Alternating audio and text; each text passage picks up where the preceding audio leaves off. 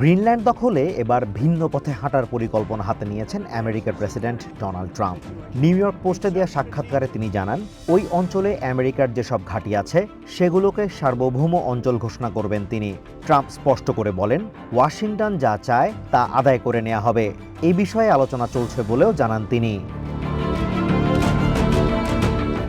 গত কয়েক মাস ধরেই পুরো গ্রিনল্যান্ড দ্বীপ আমেরিকার হাতে তুলে দিতে ডেনমার্কের ওপর চাপ দিচ্ছেন প্রেসিডেন্ট ট্রাম্প। গ্রিনল্যান্ডের পূর্ণ মালিকানা ছাড়া আর কিছুই তার জন্য গ্রহণযোগ্য হবে না বলেও বারবার হুঁশিয়ার করেছেন তিনি।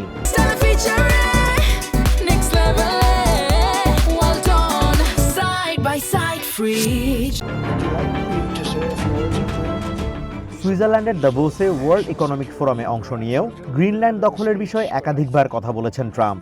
সবশেষ নেটো চিফ মার্ক রুটার সাথে বৈঠকের পর ট্রাম্প জানান, গ্রিনল্যান্ড বিষয়ে চুক্তির কাঠামো প্রস্তুত করা হয়েছে।